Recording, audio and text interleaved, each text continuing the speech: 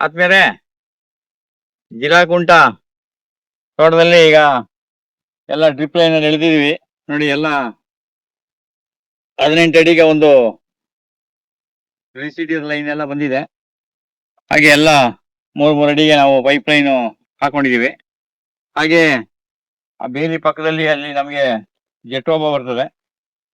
ಜೆಟ್ರೋಪ 4 line ಅಲ್ಲಿ ಇಲ್ಲಿ SPM ಬರ್ತದೆ. SPM ಲೈನ್ ನಲ್ಲಿ ಲಾವಂಚ ನೋಡಿ. ಈ ರೀತಿ ಲಾವಂಚವನ್ನ ಈಗ ಮೊದಲೇ ಲಾವಂಚ ಹಾಕ್ಬಿಟ್ಟಿದ್ದೀವಿ ನಾವು. ಇಲ್ಲಿ ಒಂದೊಂದು ತೋಟದಲ್ಲಿ ಒಂದೊಂದು ತರ ಕೆಲಸ, ಹಿಂದೆ ಮುಂದೆ ಯಾವ್ದಾಗ್ತದೆ, ಯಾವ್ದು ಹಿಂದೆ ಆಗ್ತದೆ, ಯಾವ್ದು ಮುಂದೆ ಆಗ್ತದೆ, ಎಲ್ಲ ನೀರು ತುಂಬಾ ಗಟ್ಟಿ ಇರೋದ್ರಿಂದ ನೋಡಿ ಈ ತರ ಗುಂಡಿಗೆ ನೀರು ಹಾಕೊಂಡು ನಾವು ಗುಂಡಿಗಳನ್ನ ತೆಗಿತೀವಿ.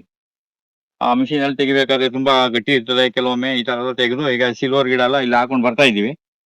ಹಾಗೆ ಇಲ್ಲಿ SPM ಲೈನ್ ಅಲ್ಲಿ ಇಲ್ಲಿ ಬರ್ತದೆ. ಅಲ್ಲಿ ಬಾರ್ಡರ್ ಅಲ್ಲಿ ಜೆಟ್ರೋಪ ಎಲ್ಲ ಉಣಿಬೇಕು, ಅದಕ್ಕೆ ಎಲ್ಲ ನೀರು ಉಣಿಲಿಂತ ಬಿಟ್ಟಿದೀವಿ. ಇಲ್ಲಿ ಗುಂಡಿ ಎಲ್ಲ ಈಗ ಇಲ್ಲಿ ರೆಡಿ ಆಗಿದೆ ನೋಡಿ. ಗುಂಡಿ ಎಲ್ಲ ನೀರ್ ಹಾಕಿ ರೆಡಿ ಮಾಡಬೇಕು. ಹಾಗೆ ಇಲ್ಲಿ ಬೇಲಿಯಿಂದ 15 ಅಡಿಗೆ ಇಲ್ಲಿ ತೆಂಗಿನ ಗಿಡ ಹಾಕೊಂಡಿದೀವಿ. ಇಲ್ಲಿ ತೆಂಗಿನ ಗಿಡ ಇಲ್ಲಿ ಬಾರ್ಡರ್ ಅಲ್ಲಿ 15 ಅಡಿ ತೆಂಗಿನ ಗಿಡ ಬರ್ತದೆ.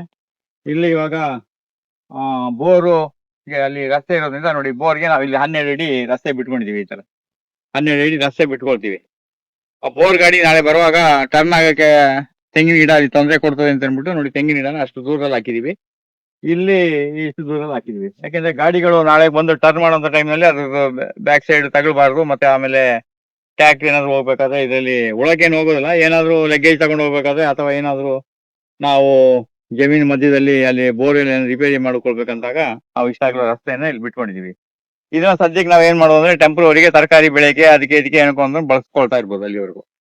ಅಲ್ಲಿವರೆಗೂ ಇಲ್ಲಿ ಜಾಗ ಇರುತ್ತೆ. ಹಾಗೆ ಇಲ್ಲಿ ತೆಂಗಿನ ಗಿಡವನ್ನ ಹೀಗೆ ಬಾರ್ಡರ್ ಹಾಕೊಂಡ್ ಬಂದಿದೀವಿ. ಎಲ್ಲ ಸುತ್ತ ತೆಂಗಿನ ಗಿಡ ಬಾರ್ಡರ್ ಅಲ್ಲಿ ಎಲ್ಲ ತೆಂಗಿನ ಗಿಡ ಬಂದಿದೆ. ಆಮೇಲೆ ಅದು ಇಲ್ಲಿ ಎಲ್ಲ ನೆಟ್ಟೆಲ್ಲ ಕಟ್ಟಿದೀವಿ.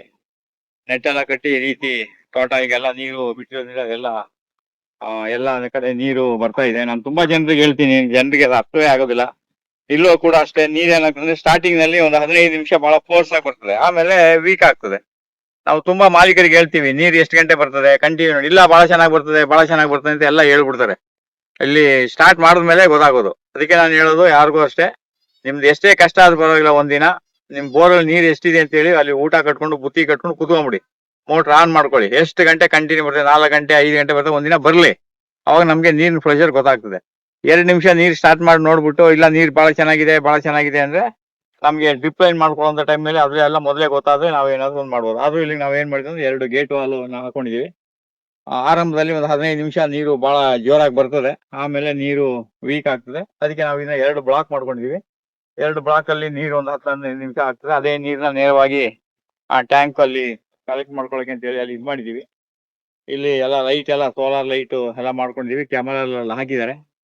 ಹೀಗೆ ಇದು ಭಾಗದಲ್ಲಿ ಇದು ಪಶ್ಚಿಮದಲ್ಲಿ ಅಲ್ಲೆಲ್ಲ ಬೇವಿನ ಗಿಡ ಇದೆ.